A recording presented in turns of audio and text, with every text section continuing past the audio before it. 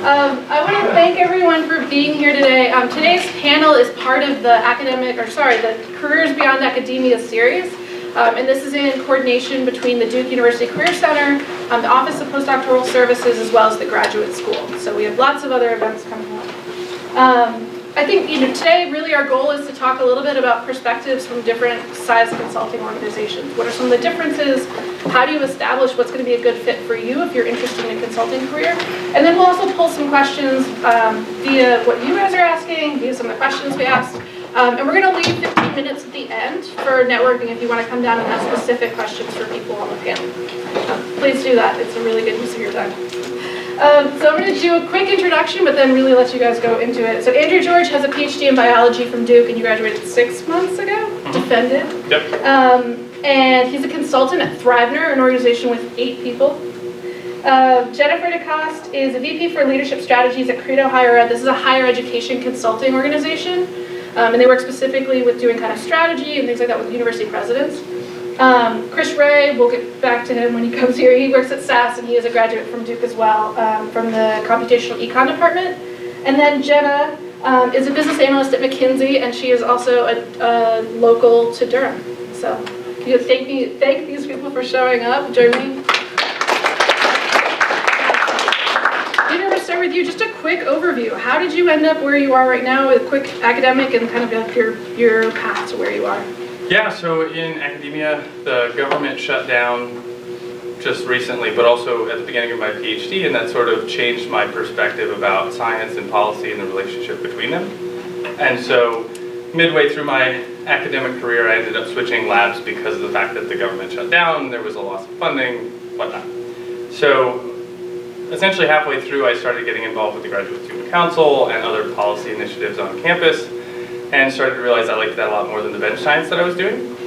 And so I continued to pursue that, started working towards starting a state-level science policy fellowship in North Carolina, and then through those connections, a friend of a friend sort of situation, I found out about the company that I work for today. And so their the primary thing that we do is we support a number of different government agencies as well as other clients to provide technical expertise and policy expertise combined. So a lot of the times you can get one of those and not both, and so that's sort of the role that we fill, is to bring our technical expertise in science and research that we have, data visualization, and make things that can make informed decisions for policymakers. So that's essentially my story.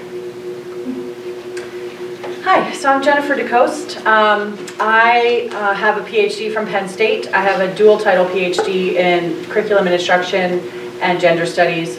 As a faculty member at Penn State, I had a 20-year on-campus academic career before I went into consulting in 2016. And I work for Credo Higher Ed Consulting as the Vice President for Leadership Strategies. Credo has about 60 employees across 2 offices, although we also have a bunch of people remote. We started as an architecture firm 25 years ago, and in the course of looking at how we build buildings and do architecture, our founder and president, Tom Gavick, who is still our president, said, how do we build around an experience? So rather than just plop a building down, how do we build what we want people to feel? He was very inspired by Disney at that time. That was really hot then, before that all kind of faded away after September 11th. And he started a Disney Institute for College Presidents, and that led to the services side, which is now the bulk of the work that we do at Credo. We do work in student success, we do work in enrollment, and then my area that I oversee with my team is leadership strategies, where we do, most of our work is in strategic planning for colleges, and I do executive coaching with presidents around the country. Because I've sat at that table I was tracking towards a president and then made a career change into consulting. I was a vice president and vice chancellor at the University of Wisconsin, at Clarkson University, at Penn State Altoona, and I started my career at the University of Hartford. Let's see, how I got here was actually, as I was tracking towards the presidency and training, I was in a training program and going towards that, I realized that my range of experiences, where I had been a chief diversity officer for years, I was a vice chancellor for planning, and had done some small stints in enrollment, and advancement and marketing communications, and I'd done some faculty work too, was I realized I wanted to get more experience working with presidents, and this seemed like a great way for me to spy on presidents by working with them and learn the best of being a president. And I've actually fallen in love with this career, so I actually don't know if I'm going to track back towards a college president again. And just recently I moved from just being the Vice President of Strategy to being the Vice President of Leadership Strategies, which is our innovation bucket where we develop new services, and all those teams report to me. So that's me. Hey y'all, I'm Jenna. I recently moved back to Durham. I graduated from Duke undergrad in 2016. I was an econ major, had a math minor, considered going into actuarial science, and then my dad told me I talked too much to do that, so pivoted into consulting.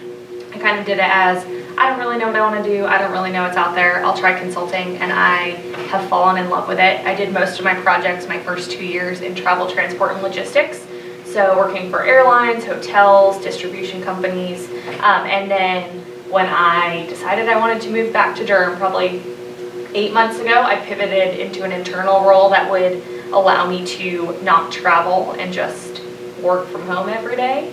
And so now I'm doing that.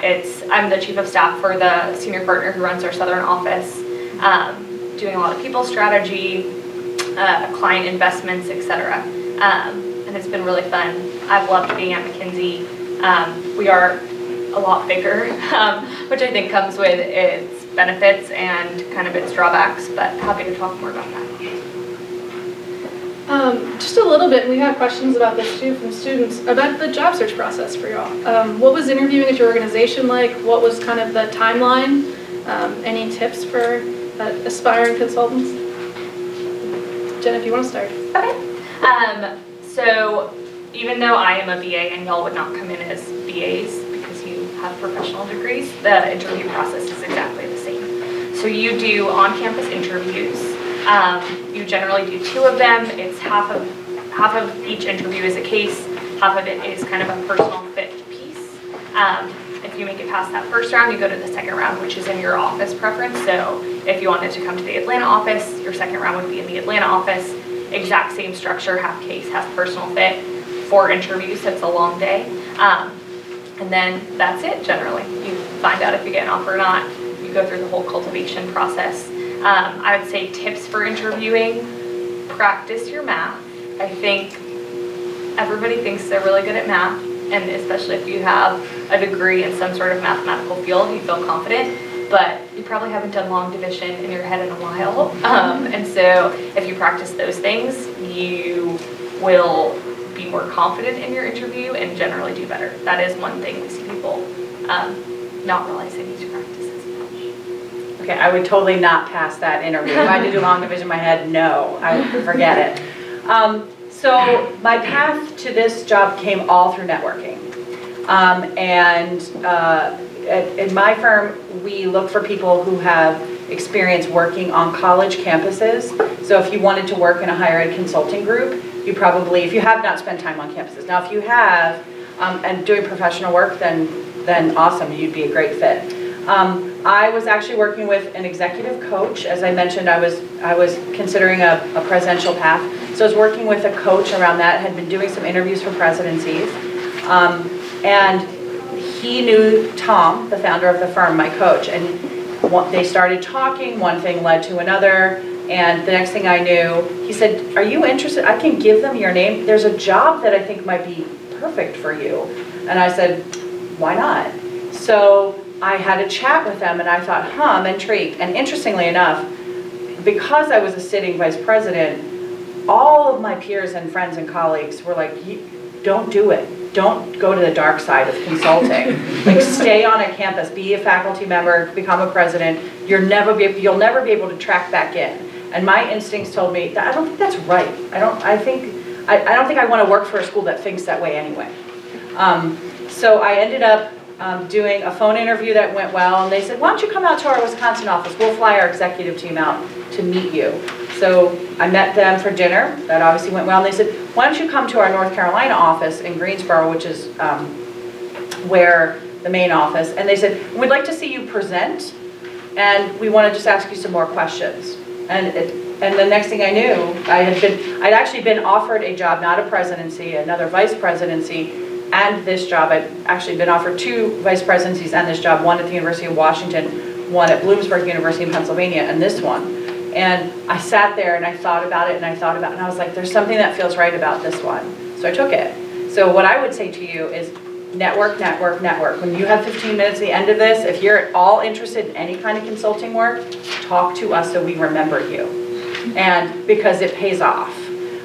Give me a card, take a card, reach out, email. You will never pester too much. We want to know that you have the grit to stick with it, even if we don't have something. There was somebody I just hired in a role who I interviewed over a year ago, who I kept in touch with because I was like, she's amazing. We just don't have the spot for her now. As soon as I had the spot, she was my first call. So you can't possibly network too much. And that's how I got my job. It's one of the first jobs I've ever gotten by, I didn't apply for it. I fell into it. Yeah, and I'm just going to point out right here, it's interesting seeing like there is a process for McKinsey. There's a cycle, there is it is structured, right? And so at these smaller organizations, it might not have as much structure, for better or worse. Very little structure. Very little I was structure. going to say, you probably didn't have So, much structure. No, I was going to say, the networking piece is huge. So I started applying for jobs about 9 months before I was anticipating trying to get my PhD, before I had a date set, and I started putting out feelers. And, you know, I will warn you, the process is long and it's tough, and you're going to not hear back, and it's going to suck, and you're going to take it personally, and like all of that, and that's fun. And so I would say start earlier, but I ended up getting this job through a connection, as you said. So I'd been working on that state policy fellowship with someone over at NC State, and I was getting pretty down on the prospects, and I was about to just transition. I only had a couple weeks before I needed to just finish up the dissertation, and she reached out and she said, I got a friend who's really, she's looking for someone. She might have a position. Would you be willing to, you know, talk with her, just have lunch? And so I said, of course, like that sounds great. So I sat down on a lunch on Monday. It was a phenomenal conversation. She set up an interview with the CEO the next day, and then I got an offer that Friday. And so it was like 9 months of work trying to get a job, and then 1 week and it happened, right? So, but it wouldn't have happened if I hadn't been doing stuff that wasn't just my lab research when I was here at Duke, right? So I would have never known the people that were necessary to be looking out for you for those types of positions. So another key that I will say that I didn't necessarily do as well as I could have in my job hunt was letting people know you're trying to find a job. So all of your network, all of the networks that you've built, those people can be thinking about you and opportunities that come across your desk, because you're not going to see everything, right? Not everything is going to just magically appear in your inbox. That would be great, but it's not how it works, right? So definitely make sure that you let your networks know that you're starting to finish, you know. And similarly, like you had mentioned, Jennifer had mentioned, that the constant contact, right? Like that's an important part of the networking process. It's not just a one-off, and it's not necessarily just that transactional thing. It's that checking back in. Similarly, we are definitely recruiting people for our company, and it is that longer term. Yep. You know, it is. We definitely have a couple people that we're hoping we'll have positions for in a year or two, but it's not today, right? But we are keeping in contact with them and hoping to develop those relationships. So it isn't just about the job that you're going to get today. It's also about the fact that in 3 years they may have a position that's going to be amazing for you. That's sort of that's where you're working towards. I think it's interesting that you all talked about networking, and also I think a thing you mentioned, Jenna, was culture fit or personal fit. For each of your organizations, how do you determine what fit looks like within your organization? That's a tough one. We actually just changed our interview process in hopes to better identify that. So we are super small, right? We're about 8 people. So it's extremely important that the person that we hire fits, because they're more than 10% of the work, right? So if they don't fit and their work isn't up to the standard that we need, it ends up impacting my day or the other person next to me, right? We're essentially a team, and most of what we do, we're interchangeable for each other. And so if you're not pulling your weight, or if you don't fit, if there's a lot of friction, it just ripples through the rest of the organization. right? Whereas if you're at a 28,000 person company, there's the potential that you can sort of hide that friction. You can't hide that when there's only 10 people or less, right? So we transitioned to every interviewee has to go through at least 3 interviews with 3 different people. All 3 people have to ask 5 of the same questions in the same way and then rate those responses. They are also given a test, essentially, in terms of a 5-hour project to do to see what type of skills they have. It's something that you're never going to be able to, like, fully master in 5 hours, but the point is just to see how quickly can you come up with the relevant information and get to the actual key points and deliver that. They're asked to set their own timetable for when they want to deliver that, and ideally you will meet that. So it's your choice whenever you want to actually get that done. It might be 2 weeks, it might be a day, whatever works for you. And then they review that, and after those 3 interviews, they will obviously decide together whether or not there's going to be a hire or not. But we have very few positions come up, so it's very important that the person fits well. Fit for either of you? Yeah, I would say for us, it's less so about a personality fit, because again, at a big company, you're going to fit in with someone, and there's going to be kind of a tribe for you.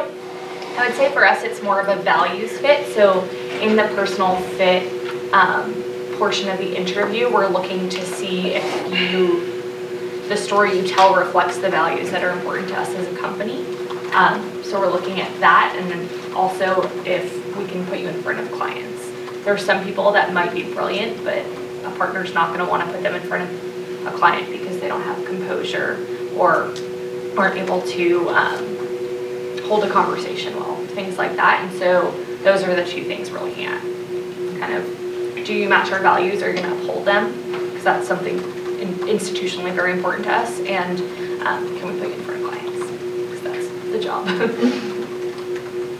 Jennifer, how about your organization? Anything about fit or how you kind of interview people to try to figure it out? Sure. So presentation skills really matter for us too. I have interviewed fantastic people, and then I put them up, and I'm running through the kind of rubric in my head of, do I think that this person can hold their own with the president? Can they deal with pushback? Do they present well? I mean, if somebody who's applying gets up and they can't even manage their own PowerPoint well, I'm very concerned about putting them in front of a president or a leadership team. We're always going to have resistance. So that is definitely a piece of it. Another piece that I've noticed, so in my field, I don't know if this is true for you, Jenna. Hi, Krish. Welcome. I don't know if this is true for you, but when you are traveling, the travel is a lot. And so I would say if there's 20 working days in a month, I'm probably traveling a minimum of 10, more likely 15 of those days I'm on the road. Sometimes weekends, just the way the schedule works out, and travel never works out the way you want it to. And so we ask some specific questions about stress management and how you handle that, because if you can't handle that and you don't have an infrastructure to handle that, that's going to become a problem quickly. And I've seen people burn out fast in my field, because we are 60 people and probably 55 of us travel. And so if you can't handle it, and I've seen everything from a spouse who seems supportive but then isn't, like, oh, you mean you're not going to cook dinner every night? Well, no, because I'm on the other side of the country. To somebody who has a dog and they just don't have someone to help them take care of it regularly. I mean, everything I've seen, that's the biggest crash and burn moment. You won't get past the gates if you can't present. But we've had people get in the door that we thought were ready for the travel life and aren't. Krish, I'm going to hop in. Do you mind telling everyone a little bit about your kind of journey, academic or professional, how you ended up where you are? So, I mean, for me, getting into consulting was kind of stumbling into it almost, I would say. So, I graduated from Duke with a master's in econ, and then I worked as an analyst at one of the big banks. And so the skill set I got out of that gave me some specialized knowledge. So now I work at a tech company, SaaS actually, it's down the road.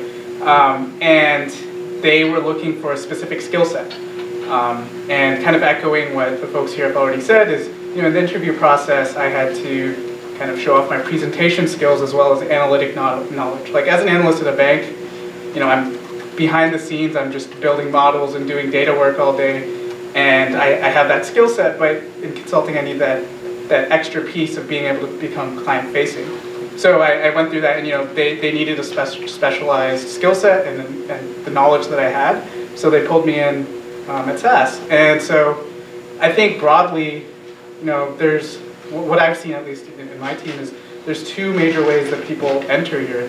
They have a specialized knowledge specific to a business use case, so they get in those subject matter experts, or there's some overlap here, they really want an expert generalist, someone who can pick up things really fast, even if they don't necessarily know it going in. And that's part of the challenge. We go to a client, and they'll tell us that this is their use case, and we have to figure out how to do it on the fly. We have to present ourselves as if we are experts in the subject, even though the first day we might not know everything. A week in, we better know everything.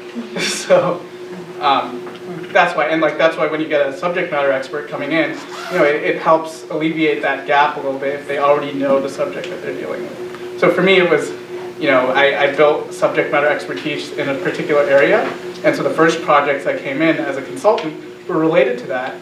But again, we're a general consulting team for our tech company, and that grew to other things, subjects and areas I wasn't familiar with initially. So my entry point was as a subject matter expert, and that kind of expanded in scope. So I'm glad you mentioned specifically skills that you might have developed either in your first position out of grad school or in school itself. So what are one or two skills that you all learned in your graduate training, undergrad training, that you use every day, that people should think about how they're fostering them while they're in grad school? Is that to everyone? Anyone who wants to start? Jenna, go ahead. Sure. I would say time management. I think you have to learn that. I learned it a lot in undergrad because you're balancing different responsibilities, classes, etc. And that's something that you are responsible for when you're on a project. So you have your work stream, you own it, you need to make all the things happen that need to happen to get it ready for the clients and for your leadership. So that would be a big one. Another one that I don't think, I wish I would have had more expertise in, and I didn't, and I don't know how this works in grad programs, but Excel. I thought I knew how to use Excel. I got to McKinsey, I didn't really know how to use Excel.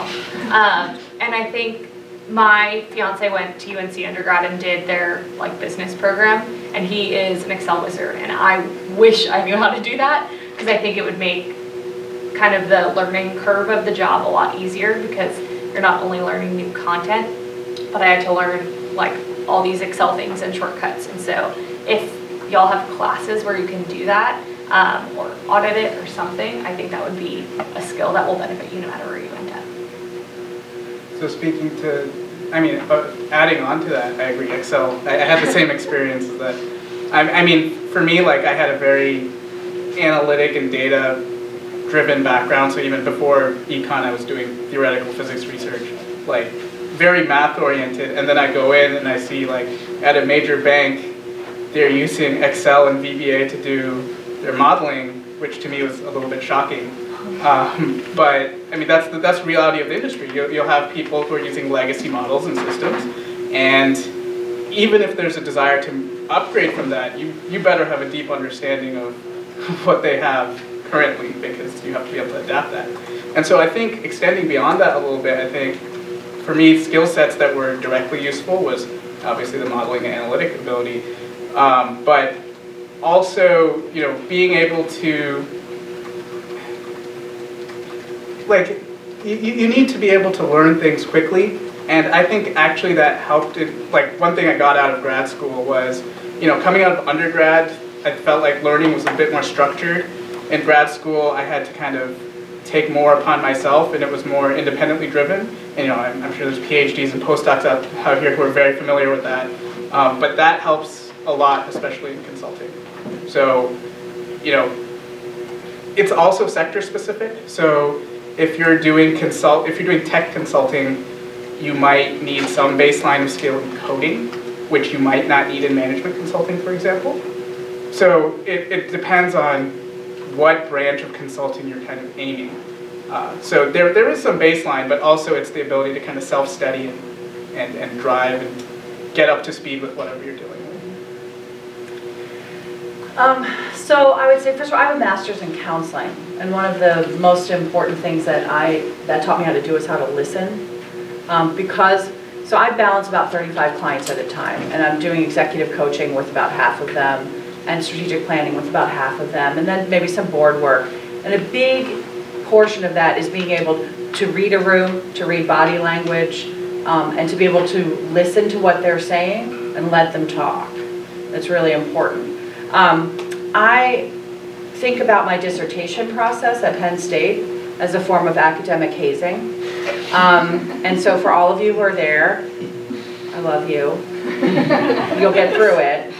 And I say that because there is a point where the best dissertation is a done dissertation. You know it's not going to be perfect, and you have to roll with it. And know that you can fix it in your next publications, right? You can fix the problems.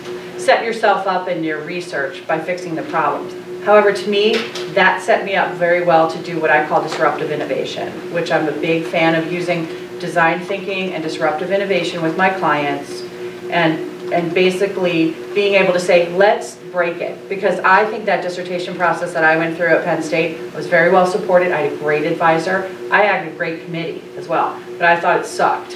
And I thought it didn't prepare me for anything in the real world. What it did prepare me to do is to be able to write really well and to be able to edit my work and to think and think and think and become disruptive. And so I'm constantly challenging my clients to think about, it's not going to be perfect when you launch it. If you want to take a risk, take it big, try it, pilot it, or go all in for a full pivot and go in a different direction. And you can, to me, a failure is a proven null hypothesis. I say that all the time to my clients. And I live by that. It's knowing on a campus that it's okay to fail, because then that gives you information to be better next time. That's what you teach in the sciences, but yet somehow that doesn't translate to management always. The final piece that I would say is, one of the things I learned in my dissertation process is that I was surrounded by people who had expertise, but when I walked into the dissertation room for my defense, I had the expertise in the room. And I always want to be in a place of feeling like I have expertise, but I don't like being an expert. Because to me, an expert is someone who doesn't listen and kind of lectures, and I don't know, there's a braggart or braggadocio kind of thing to it that I don't enjoy. But I love having expertise in an area and being able to gain expertise from others who have it too. So to me, the process of having expertise but never coming in with your expert hat on, as soon as I say I'm an expert, I want to get out of this field. So. I like that. So for me, I think the PhD prepared me in a couple ways, and it definitely, the data analysis, I do a lot of that on a regular basis. I will pull plenty of data for NOAA, and that's sort of your strict, if you know R or any other coding languages, and you can do reasonably large size data, that's super helpful. So I would just, generally, big data is a really good skill to have. I wish my skills were much better at it. So if there's any way that you can add that just for your life, it would be great. Because we're going to head in that direction. You're going to need to know at least some of that. To Trish's point, you will end up encountering a lot of Excel when you don't think that maybe Excel is the right platform or technology to be using. But so also get familiar with that. And I don't mean like you can open an Excel sheet and put in some numbers, like you know what I mean? Like you can all do that. Right. Like there's a difference between like knowing what Excel is and actually knowing what Excel can do. Right. So those are I would get to that other part of knowing what Excel can do, and just the general word platforms. I lost my train of thought. But one of the things, actually, to your point about a great thesis is a finished thesis, that is something to remember for any of you that are trying to write a thesis, right? There is always going to be another question. That is why we're in science, right? That is why we do what we do. There's always another question. but there has to be a deadline. You have to finish something, right? The completion of the document is super important. And having to go through that process, while it was painful, it definitely set me up for understanding that there's a certain point where it's good enough, right? To publish or to produce or to finish, right? What my PhD didn't prepare me for was that in the real world, deadlines come a lot faster and they're real, right? So like in your PhD program, if you miss that grant deadline, well, that's unfortunate, but like it'll come around again. That's not true in the client world, right? If the client says, I need this by the end of the week, they need it by the end of the week and they need the best that you can give, right? So there's a little bit of a conflict in terms of where your graduate training probably left you in terms of completing projects. The other thing that Jennifer mentioned about failure, one thing I would encourage you to focus on is I'm sure you've said this before, you are comfortable with failing. Like science, that's the majority of what your life is failing. What I would encourage you to focus on is preparing for that failure, right? So I didn't necessarily do that well during my PhD. And what I mean by that is really thinking 3 or 4 steps ahead of, okay, this experiment can fail, it probably will. And if it does, what's the next thing I'm going to do? And do I have everything I need to do that? Right? So that's the type of mindset that you're going to need in order to serve clients in any type of consulting role, is to figure out what's the next thing they need. They're going to be asking for something now, but you also need to be able to see what's the next and the next thing, because that's how you keep them, right? So that's one aspect that I would focus on, and it'll help you phenomenally with your actual research if you start to get into that mentality of like, okay, well, let's assume this experiment fails, what would I need to do in order to go on to the next thing? And let me have that ready so that when Thursday it fails, I can be on to the next thing by Friday, right? So that will really speed up your dissertating process. I want to kind of tap into what both Jennifer and Andrew have been saying, where it applies to my experience with real-world consulting is there is, perfect and there is good enough. So I want to emphasize that when I say good enough, I don't mean a shoddy job. Absolutely not. But you really have to consider the marginal benefits. So I can come up with examples of modeling where, so this is sector specific, but I can build like a really complicated deep learning model for something, but the time that it would take to implement that, the knowledge gap that might be at the client site to be able to maintain that after I'm gone, like there's a whole bunch of other sectors where if I do something simpler, like maybe a simpler kinds of regressions or something, I might get similar results that are not quite as good, but they serve the business case, it's maintainable, I can easily pass it off and have it be understandable by other people. So that's really something that you have to consider, and sometimes in research, I don't know if that comes up as often, because there you really want to probably be doing the best that you can, albeit subject to constraint, you have to finish your dissertation, etc. But I think that comes up a lot more as deadlines are coming fast, there's a certain expectation, the customer wants a certain task done, right? And sometimes how you get there is not as critical as getting there. And again, I really want to it's kind of hard to phrase this because again, I don't mean shoddy work or cutting corners. I mean just making sure that you're assessing the marginal benefits of any kind of steps that you take. Yeah, I think that's a great point. I think on the front of, essentially it's in science we often just like, could we do that? And then we say, yes, we could, and we do it. And then we never ask the question, should we do that, right? And so I think that's the difference that you're talking about. It's like, yes, there are so many things you could do, that's the exciting part, but there's also what you should do in terms of what, like you said, what can the client actually manage, right? Does the client not have the skills or expertise that you have? If they don't, then you're just making something that took you 4 hours and they won't be able to use or whatever. But yeah, so definitely the could we do that versus should we do that is an important distinction. We always say like an 80% answer that is implementable and the client will go do is way better than a 100% answer that's going to sit on a shelf. Right. So. Yeah. And it's really easy in consulting too to become prescriptive, because I can look at your institution and I can say you're the president of that institution and I know the solution that will solve the problem you're having. I also know that you don't have the skills to get us there. So I've got to find another way to, so for me to be prescriptive means that I would be a really bad consultant. So this poor guy, he's like, I'm never sitting this close again, now that I'm president. But it's true, it's really easy. And again, I've seen people who burn out fast because they think they're gonna go in and give all the answers. And you just can't, and that's the 80% rule. I like that a lot. It's kind of like, if they can do, I'd rather give them 80% of the right solution and help them do it well so that they can get a sense of achievement. And then maybe I can do that extra deep dive or that extra 85%. But you gotta meet people where they are. And sometimes meeting them where they are means you gotta give them 40% because they can't handle the 80. And that's, you know, that in my world, that's some of the toughest moments when you're thinking, I know they should do this. I know they can't do this. What do I do? How do I help? Those are the dilemmas that are tough. And we all run into it. We all have clients who are like, yeah, you're not technically capable of managing that, so let me give you something you can. I'm going to pivot, take a step back. We've been talking about the work as a consultant, but getting into the role, we have a question, you know, where do grad students fit in the consulting recruiting cycle? And what's an entry-level role for a grad student at your organization? Let's start again.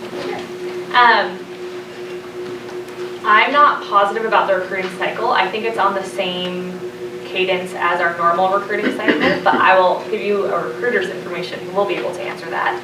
In terms of what role you go into, when you're an APD, which is what we call advanced professional degrees, so all y'all, you come in as an associate. That is the same as kind of the post-MBA role. You're doing the same work. It's kind of the learning the skill set, learning how to solve problems the way we solve them, learning how to interact with clients, and from there you move to manager and continue going up. But everyone kind of starts out at that same level. Even the undergrads, we have a different title, but we're doing the same work. You might be coming in with different expertise or a different way of thinking about things, but it is that kind of baseline driving work streams forward, solving the problem at the more micro scale. So again, there's two different avenues. If you are an expert in something that there's an immediate need for, it's a whole different ballpark. So I'm not going to focus on that side as much because, you know, that's really kind of luck of the draw. If, you know, some client has a specific use case and they need your specialty, then you can go in as someone more senior. However, the more usual case is these expert generalists per se, where, you know, we'll look at people right out of grad school, PhDs, and so they go in as a junior consultant, and, you know, it's a recruiting cycle that you would see, you know, in many other kinds of jobs. The difference is, you know, with the grad degree, you come in a couple levels higher because we recognize that, you know, there's been more work done. You might have some more technical expertise than someone out of undergrad. So it's, for us, it's actually a similar process. It's just like the title that you come in with will be slightly adjusted.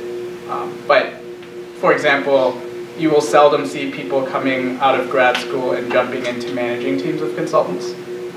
Typically, we will need to see like proof of your consulting work before we get to that stage.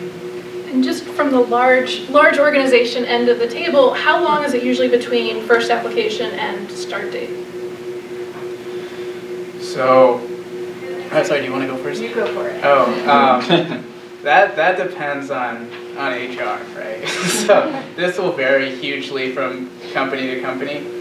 So I think this actually goes back to the question was like, what was my path?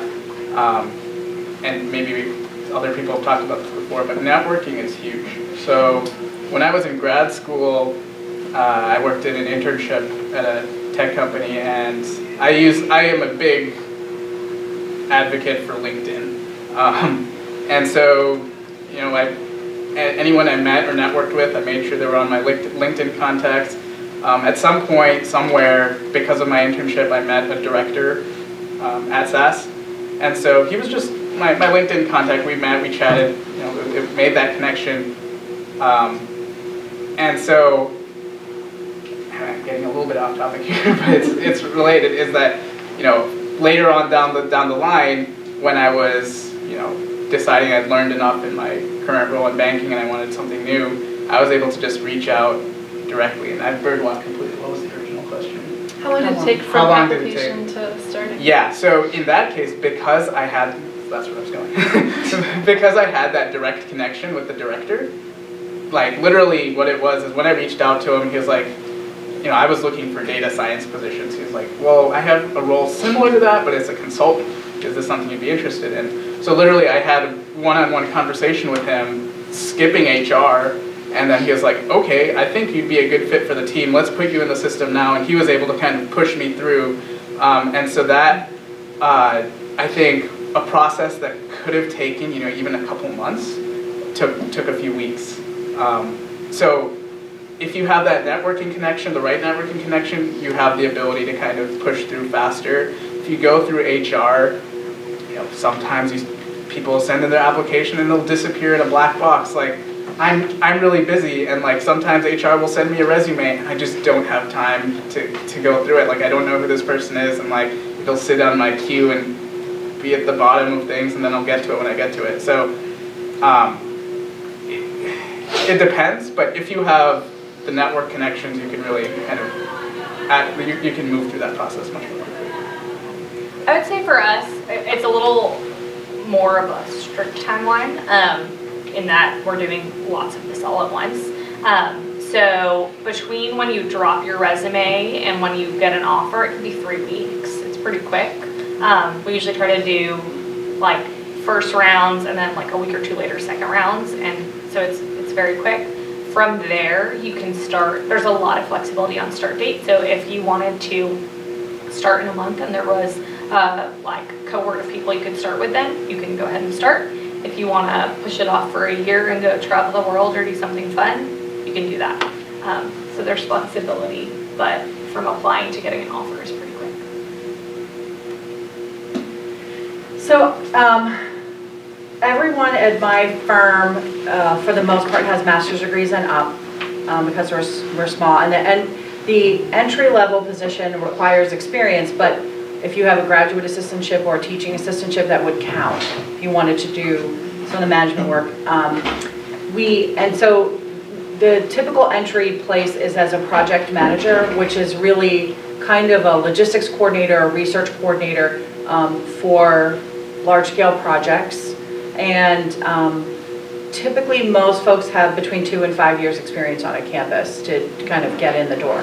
Now the exceptions to this rule at our firm are architecture, where once you have your licensure, we have architects, campus planners, and design teams that do that work. That's a different pathway. And then we also have a research core that does market research in higher education and various research projects for clients in higher ed. That one you could come right out of, become a research analyst right out of school, although it's very, very different than the research analyst I think you'd have at the larger firms. It's a very different job. It's doing research for clients and then doing deliverables and often doing presentations. It sounds very different than what you do. The other thing that we have that I think anyone could enter into at any point throughout graduate experience, if you had a research interest, is we have a large affiliate pool of over 100 affiliates that we pull into projects as needed. So if we needed someone to do some research for us, we might pull you in. Or if you have an MBA and you have a specific skill set and someone needs that, we would pull you in. That would be very ad hoc. We have some that we pull in maybe once a year, and we have some that are pretty much working full-time for us. They're just on projects. We do a lot of interim positions as well. So if someone leaves a campus, they have a void and they need help, and we might place one of our affiliates into an interim role with them for a period of time. So there's a bunch of ways you can kind of get in, and affiliate applications we are constantly taking. We're always building our stable of affiliates. If you apply for a posted position at Credo, it would probably take, I would say, about a month from application to an offer being extended. If you come in general interest and say, when something comes up I'd like to be considered, who do I talk to? You know, that could take honestly years, because we're so small that you never quite know where that's going to go, where we're going to go as a firm. Yeah, I think the application process, as I described from my experience, was it can be as short as a week to as long as months. It just depends on the person, and it depends on the position that we're trying to hire for. We do also, similarly, we have affiliates or contractors that work part-time that we call on when we need specific types of expertise. But we have our stable of full-time employees as well. I think that was the primary question, right? It's just, okay. And I'll ask a question that students won't ask, but what's a typical salary for someone coming out of a graduate program to work in your organization? In North Carolina, let's say, just because it's way different in different industries. I actually forgot. The one other thing that I was going to add is the way that you come in, the type of work that you do. We do a lot of work for the government, so it's sort of dictated by their levels of pay and also their levels of seniority. So they have their own checklist of if you have a PhD versus a bachelor's versus 1 year of experience.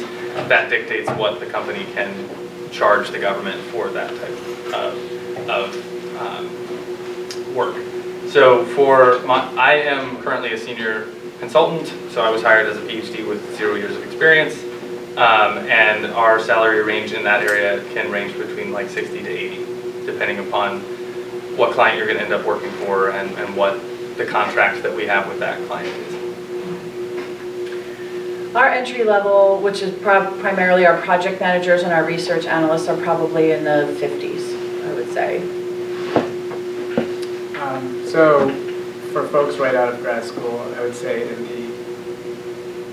it depends on what the role is, but it can range anywhere from 60 to 80 for the recently graduated folks. For associates, which is anyone with a degree beyond undergrad, I think it starts in the low 100s, but I am not an associate. I'm a business analyst, so I'm not sure, but I know it's around there.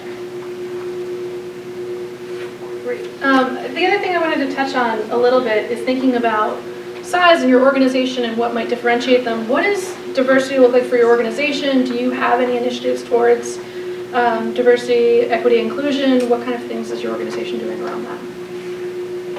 So the company I work for is a woman-owned business, and I am the only male in the group. I don't know that we have I think that's part of our hiring process. Generally, we look for whatever is the best fit, but there aren't necessarily any explicit types of or diversity and inclusion efforts. Like we're going to hire whoever we find that will fit the role and fills the need. Yeah, that was. I'll be just very blunt here. So I've never lived in the South before, and I'm gay, and I was really worried coming to North Carolina because the day I accepted my job, that afternoon they passed HB2, and I thought, what have I done? Because in my role, I have to live out of the headquarters office, so not everybody does. And so what's been very interesting to me after 20 years on a campus leading diversity and inclusion initiatives, I think part of the reason that I was hired for this job was because of the kind of deep knowledge that I have about diversity and inclusion. My dissertation was focusing in social justice and in that area. And so I think small firms struggle to figure out how to do diversity and inclusion right, but what I do find is because they are small, it is easier to make changes that have a radical effect on your culture when there's like 8 people or 40 people than it would be to actually see the effect of that like you would at a large firm. So I feel like that's kind of a lame answer because I think that this is an evolution, and as my firm, over the past 10 years we have gone from 5 people to 60. So I think we're going to tip over 100 in the next 5 years. I think this is going to become more critical and important for us and to actually pay more attention to, and it's an area of growth for us.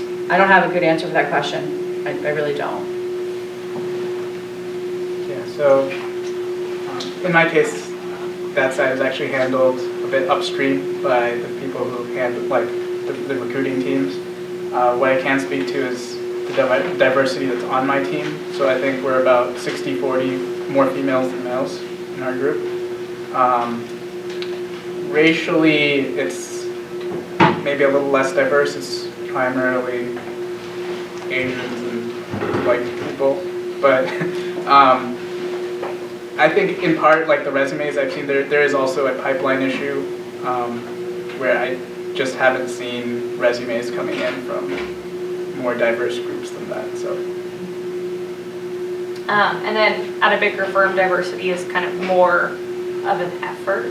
So we have a bunch of different affinity groups. We have Gay and Lesbian at McKinsey with Allies. We have McKinsey Black Network. We have the Asian American Network. We have Hispanic and Latino Network. So there's a bunch of things. There's big women's efforts. I believe we're coming close to 50-50 on entry classes for women.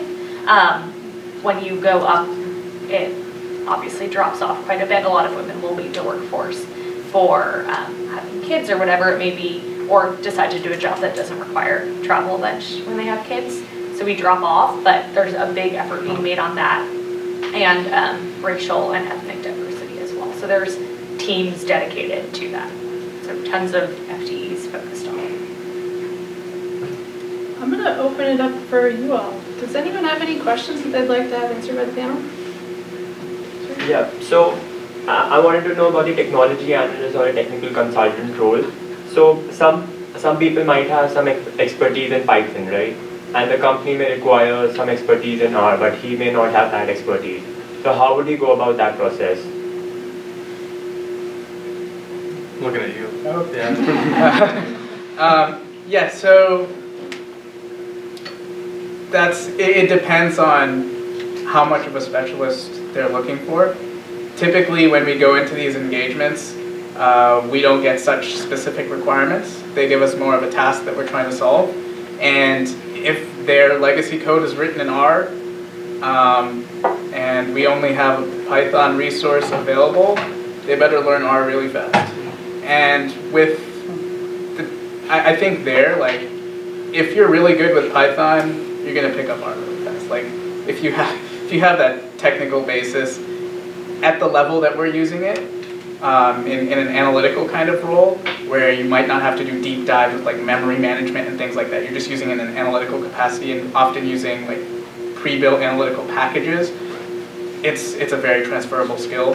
So, sometimes we will have picky clients, and then we will look within our, so let me back up here. The way we typically staff projects is, so we pick a consulting lead, so I have that role, and then I look at the consulting pool of who we have. We have experts to junior people, and I decide who has the skill set to fill those, to answer this project.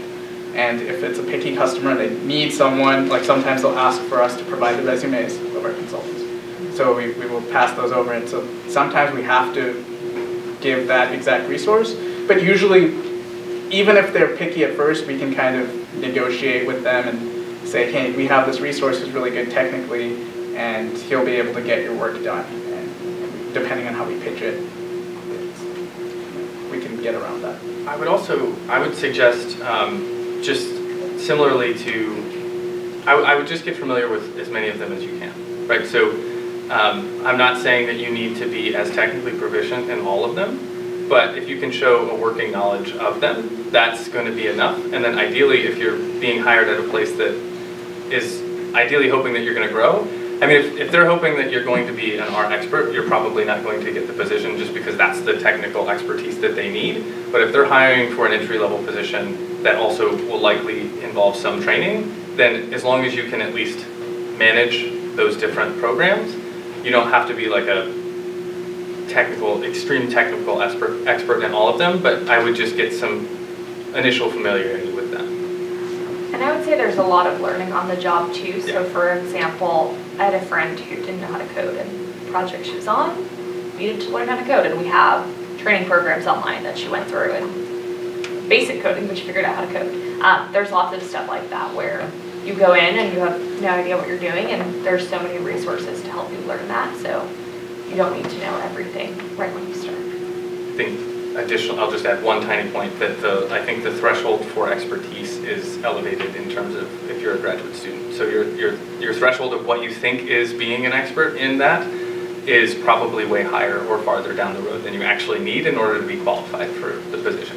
So, yeah, I think that's a great point. Thinking about what you think proficient R looks like versus what a college senior thinks proficient looks like, right? Your bar might be higher. Chris, I was interested to hear that you said they asked for resumes. Yeah. Have any of you all had other strange or interesting requests or the same requests from clients? I had a client who, when we were staffing a team, wanted us all to take strengths finders and send those in, and he like had this strengths finders coach he worked with to map out how all of ours would work together. So some people didn't have the right strengths and weren't allowed to join the team. So they hired consultants to help the consultants? He had a consultant that it was like his coach that he worked with. But luckily I made it on the team. Now, our company structures our contracts such that everybody's interchangeable, and in our contracts, our resumes are included as well as part of the original proposal. But there's a specific part of the contract where we say that you can't ask for someone in particular. So we have the freedom that everybody is allowed to work on or gets to work on any of the projects, particularly because we're so small that sometimes if somebody takes a vacation, we need that to be true, right? So we don't have 10 of me or 10 of the other person that we can just easily just say, okay, you cover this. So that's sort of I don't think we've had any odd requests. Grain of salt, I've only been there 6 months. So part of my role as vice president is I have major sales responsibilities as well, which was new to me. Although what I figured out in doing the sales component is that because I had done advancement work before, it's really about listening, building relationships, seeing if you have a good fit. And I feel fortunate that I can work for a firm where if it's not a good fit, I can say, we're not a good fit. Let me help you find somebody else. So very similar to Andrew, we put our whole team and our bios in all of our proposals, so you know you're probably going to get 3 out of the 4 of us. There's like 4 lead people who kind of take the lead on projects. And we're going to try throughout our process. And I engage with clients, by the way, for 2 years on every project. So my projects are long, and I build long relationships with the clients you're going to meet. I want you to meet every single one of us. One of the things that we suffer from being a small firm is that the first person you meet is often the person you want on your project. If they're personable and you like them, oftentimes that person can be me, and I have to do an interesting job of kind of pulling myself off of projects because I should not be the lead on most projects. I have senior consultants for that. But sometimes I'm who they want, and honestly, sometimes I'm not who they want. I have had interesting situations where I have had clients who didn't want me because I was gay and their belief as an institution, and then we as a firm had to sit down and talk about what does that mean. I have had clients that wanted a certain type of dress for people who are there. We have clients where we won't send, for example, women because we've had challenges. So it's a very intimate and interesting process to be a consultant. You get to know people, but they're not your friends. And so oftentimes you do get these like, can I see your social style scores? Or can I see the full resume? Can I see a copy of, such and such? Can you give me an example of your work? Can I see pictures? It's very, interesting and odd request. But so part of this process is knowing when someone's asking for something that makes you feel uncomfortable and then not having to go there, not going there. We had a question, Scar? So a little bit more generally, I was hoping you guys could talk about what does your day-to-day look like? What does consulting look like in your job? And then, for grad students who are thinking about consulting, why would you or would you not recommend consulting? Well, my day job has been a little bit shuffled around because of the government shutdown in the past, so that's been a little bit of an odd situation. So for the last couple months, that's been. Were you working when it was shut down? Yeah, so our contract was structured in a different way and was different appropriations, so it wasn't impacted as far as not getting the work done or not continuing to do the work. But an average week, there's at least a number of client meetings, right? So there's the actual physical meeting, and the support that we often provide is that we're actually developing the agendas, we're setting and facilitating the actual meetings and discussions themselves, we're taking the notes, we're actually following up with the actions, and so I would say something that's not likely something you've experienced as a graduate student, is that you are really the glue of the entire meeting, right? So a meeting for you in grad school was you come, it's an hour, and then you leave. A meeting for me is multiple hours of prep prior to sending out the agendas multiple days in advance, coordinating everybody, making sure they actually make it to the meeting, and then following up with everybody and writing essentially all of the emails that need to get written for anything to happen post-meeting, right? So that's going to be one part. Additionally, I have a number of research projects where we work with agencies within NOAA that fund research, and so I help them in terms of developing their science communication around the projects that they've funded. So a lot of the projects that I work on are very variable. One thing I would say is that if you're joining a small firm, something that I hadn't fully recognized when joining, is that all of these projects have different timetables and trajectories, and you're going to join at a point in time. And at that point in time, there may not be a single project that's just starting up that you get to start on and get to see from the very beginning. So you might be thrown into the middle of a project, and so it's going to take some time to figure out the inner workings, the interpersonal relationships with the clients and whatnot. But as you progress through, after you stay there for a year, most of the time, at least our contracts are usually on a year cycle, so it may not start right at the beginning. I assume at the larger contract level, you could probably have new contracts every day, but on the smaller scale, you might be coming in right in the middle of a project, but that project will change out, and then eventually you will be sort of at the beginning of the cycle. But there is this project cycle of the relationship that we have with NOAA is 12 years old, so it's very much a long-term relationship, but we have projects that switch in and out every year. But depending upon when you join, it's going to be an interesting transition of getting up to speed on certain projects. So I would say my day-to-day is probably, I'm still 50% in delivery. I would say probably half my job is delivery, which means travel. And then I would say another quarter of my time is in the office doing administrative work that I need to do, and the other quarter of my time is in working out of my home office. And so for me, the travel time is obviously in delivery of services. The time I'm in office or at home. In office, I'm probably meeting with people in the office, and when I'm at home, I'm probably meeting with clients. So I have an office that I can take calls and do all of that at home.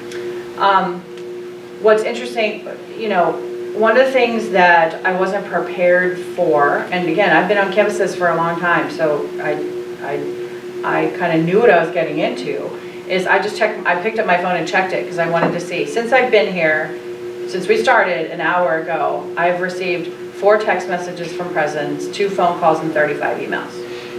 And that's pretty typical.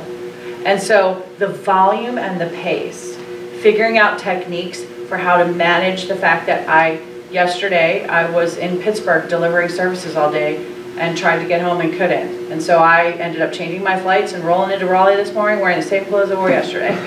Right? That's just the way that it works sometimes. And so you kind of have to, you have to be able to like manage the pace. It's not, people always say, oh, the travel's hard. The travel's hard, the pace is what's hard. We call it the Credo jet stream. Once you jump in, you never have the same day twice. And even if I'm doing the exact same type of engagement at 3 different campuses, it's never the same engagement because there's different issues that emerge. So it's always really interesting too. So I would say if after you write a dissertation, you're like, wow, I would really like just a little break from chaos, this may not be the place to start because it's the pacing that really surprised me. And the fact that in my case, because I have 35 college presidents who depend on me, college presidents in particular do not have any other peer network except each other. So in many cases, for the 2 years that I'm engaged with this president, I become an advisor they want to reach out to, and I have to respond pretty quickly to them. So I realize how lonely their work is, and I feel a very strong ethical sense of obligation to respond as quickly as I can.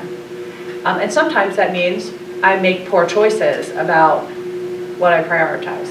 I'll just be very honest with you, because of the pace and because sometimes I go home and my dog's looking at me like, can we go for a walk? And I'm like, I gotta do email. Just the reality of the work. So if you don't want that lifestyle, don't do this. But if you love to travel and help people and actually see your work have impact, consulting is a fantastic career. Ditto on the pacing. That was something I wasn't prepared for. I think in graduate school, we often talk about the work hours being long, but I think in terms of consulting, they're packed hours, right? So they can be long and also full. So in research, it might be set up the experiment and you still have to stay, but it's running, you're not actually having to do anything. That's not what life is. And billable. So right, and yeah, exactly, and it has to be billable. Right, and people are paying you to do that. So I think the pacing was definitely an adjustment for sure. It's the volume and the density. Anything else about why people should or shouldn't get into consulting? I would say if you are easily bored, you will love consulting. That's true. I feel like I have a little bit of ADHD, and I do, I'm diagnosed. And it's great because as soon as I start to get bored on a project, it's been 8 weeks, I'm kind of over it, I feel like I've learned enough, I hop onto something new and have no idea what's going on, and it's really exciting and adventurous and stimulating. I would say, I would echo the travel point. So when I started, for my first 2 years really, I was doing Monday to Thursday travel most weeks. I'd leave Monday morning, I'd come home Thursday night. Fridays are chill, but I was gone. And so part of the reason I took this internal role was I got engaged, I was planning a wedding, all that fun stuff, but I just wanted to be home and have a normal life and get plugged in more with my community. Like I had awesome McKinsey community in Atlanta, and all my best friends were McKinsey people. We hung out and it was great, I loved them. But I wanted to feel more settled in the city I was in, and so if you are a homebody, it might not be for you. There's local projects you can do, but you're not guaranteed that. So I wanted to use the ADHD example. I didn't know if it was PC, so since it's all out in the open, I agree completely. That's, at least from my experience, been the defining feature. Like being an analyst versus being a consultant is that you're never doing the same thing for too long. If I go directly into my day-to-day, it's a lot of meetings and a lot of emails. The more junior consultants, part of it is shielding them from a lot of those meetings and emails and taking those myself and letting them actually do more of the work, which I still do, but then I also do the emails. And I'm less important. I only got 8 emails since I started. When I'm selling. I think that's the difference because I have sales, I have 35 active clients, and then I probably have about 20 active sales. So they're all at once. You're just as important, Chris. Don't ever take yourself for granted. You're amazing. Sure. Yeah, so my question is about qualities that you're being evaluated on in interview process. I know client readiness is huge. And so 2 parts of this question. One is, what are the top ways you can demonstrate client readiness in an interview situation or any other contact with consulting folks? And the second part is, how do you prepare yourself to demonstrate those qualities in an interview setting? If I can jump and take that one. One thing that I like to see in interviews is, so for our interviews, we always ask for a presentation of some kind. One of the things that I'm looking for the presentation isn't necessarily like that they cover, okay, fine, the baseline is they have to cover all the material that's required in the presentation. But beyond that, is that if there's because then we start grilling them and asking them questions about the topic to see how deep they were able to get. Because sometimes we'll give them a brand new topic and say, make a presentation about this. I want to see how they respond to something they don't know. Yeah. Because you're gonna have that situation in front of a client where they're gonna ask you something and you don't know it. So how they react in that situation is absolutely critical.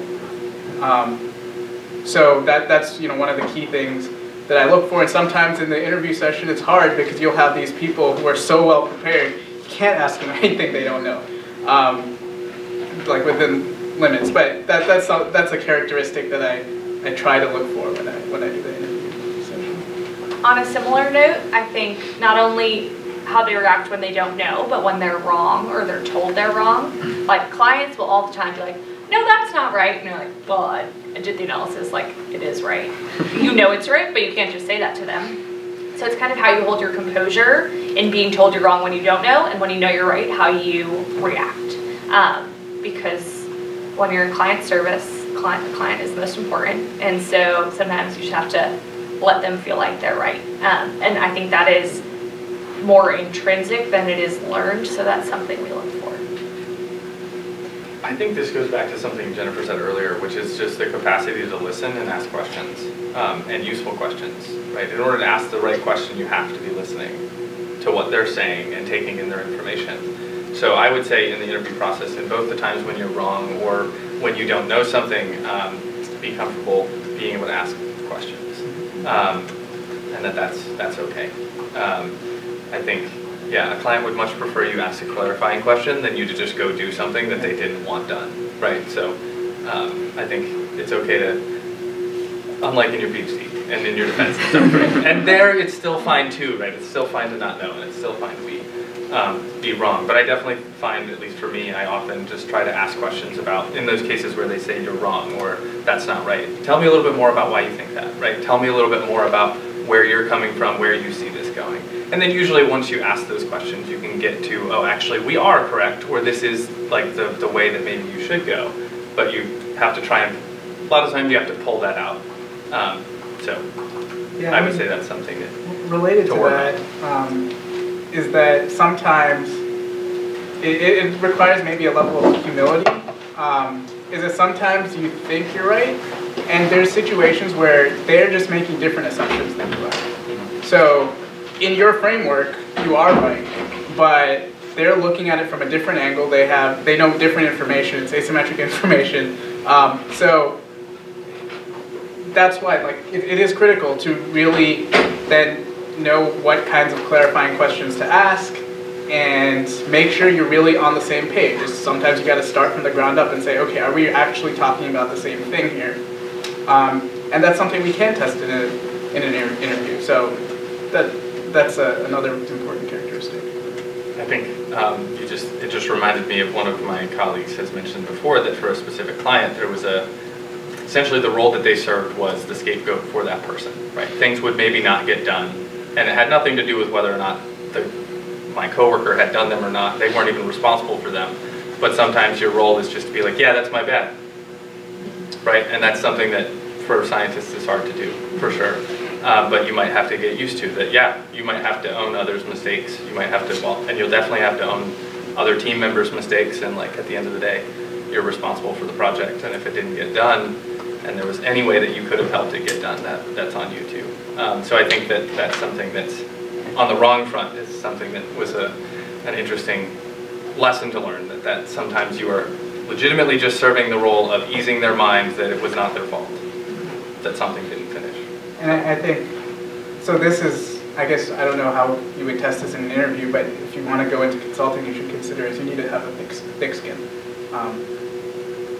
If you're in consulting long enough, you will have unreasonable clients. I've had clients yell at me on the phone for things I had nothing to do with, and sometimes you gotta take it. I mean, sometimes maybe not, and there is room for pushback. It's also being able to judge those situations, but you really need to have a thick skin, and sometimes you gotta let some things slide. We have one client who's a CFO of a large automobile manufacturer, and he, when he doesn't like what's on like the PowerPoint, he has a Nerf gun and he'll just shoot it at the PowerPoint while you're talking. So like sometimes you have really difficult clients. Wow. And so you need real thick skin and to be good under pressure. And like, that's ridiculous. He's a grown man, he shouldn't do that. But it happens, and is that part of the interview process? Like I know. I had, when I was right, how many Nerf bullets can you take before you go down? When I was interviewing, I thought one of my interviewers, her name was Tiffany, like hated me. I was like, oh my gosh. She was not nice. Like she wasn't mean, she just was cold and not friendly. And then she called me with my offer and was like, I'm so excited. And I was like, are you? And she's super friendly and bubbly and all this stuff, but it wasn't like a stress interview, but it was just I'm not going to be friendly with you and see if you continue to engage with me. So thick skin, that's a good thing. I would say the biggest thing for me, I do a lot of hiring for the firm and I have in the past, is translate your background for me. And now we're on the professional services side, so it's a little bit different. We're doing a lot of like management, less data work, I guess you could say, management consulting work. Translate your experience to me. And when I say that, I think of your question about, well, what if I don't have a technical skill that suddenly it comes up in the interview, like you need to have this. If you don't have something, that's okay. I expect to have to train new people. What I want to understand is give me an example of a situation in which you did learn something technical and how long it took you and how you undertook that to show, and then like draw the line for me to say, I may not know this now, but let me give you an example of how I learned a different language or a different programming or a different way of coding a year ago for a project. And it took me about this length of time, and I think I could do it even faster under your guidance because I did that on my own. Now I'm like, oh, creative problem solver. So translate for me the things you don't have. I have very few people on my team, in my strategy team, for example, who have direct strategic planning experience. However, they have translational experience, and I felt I could train them, and they've proven right. So translation is important because that's what you're going to be doing for clients all the time. You're going to be showing them something or telling them something and then translating it to their context. And that's the difference between a good analyst and a good consultant is, can I translate? Am I a good bridge? So if you can do it in an interview. So if you ever walk in, Mr. President, since I made you the president of the university earlier, if you ever walk into an interview and they ask you if you have a skill you don't have, show them how you could get it and how you've done something similar. That will go far in helping. That sounds amazing, and I would totally put that down as something to, before you leave or while you're sitting here, jot down a couple examples of that. And I know you have them, right? And we've all been asked by our PIs at some point or in some sort of situation to learn something. Mine is actually an example of coding. We had a large data set and we had some genomics information, and I had no experience coding whatsoever, and we needed something within a week, and I learned to code in a week, right? So it's like that type of having those situations. It can be PCR. It doesn't matter what the technique or whatever the thing that you did. I'm just biologist, so that's why I'm using those examples. But yeah, that's a really good point. And you have them, right? You already have them. It's not something you have to go do. You've already had that experience, and those are really good. I would have never thought of those as something that could show how quickly you can learn something, or how quickly or how willing you are to learn something new. Examples of when you've decided in lab meeting to take on a project that you didn't think you were necessarily prepared for, but you decided to go for it. Those are good things too. They aren't, strategic planning, but they are initiative and they are creative thinking in the problem solving. And if there's a gig you want and they required a skill that you didn't have and they said, you were perfect, but you just didn't have this, and you're like, I still want that gig, go learn that. Yep. And follow up with the person you interviewed with and say, hey, just want to let you know, I really was impressed with your company, so I went out and I learned this. So if you have any other openings that need that skill set, that would impress me as much as somebody who could draw the creative thinking line that I talked about earlier about showing me how you would translate that. That's really important too. So if again, I hired somebody that kind of, in many ways, courted me for a year. She really wanted to work at Credo. And we ended up giving the position to somebody with more research experience than her. She was fantastic. We kept in touch. That person didn't work out in the position, and she was my first call. And she had an offer one day after that call because I had already interviewed her. And this was after a year of waiting. So, and she showed me that she had learned, she kept telling me the skills she was learning. It was very impressive. And she is very impressive. So I still want to leave a few minutes for everyone to come down and chat a little bit networking, but hopefully you'll join me in thanking everyone.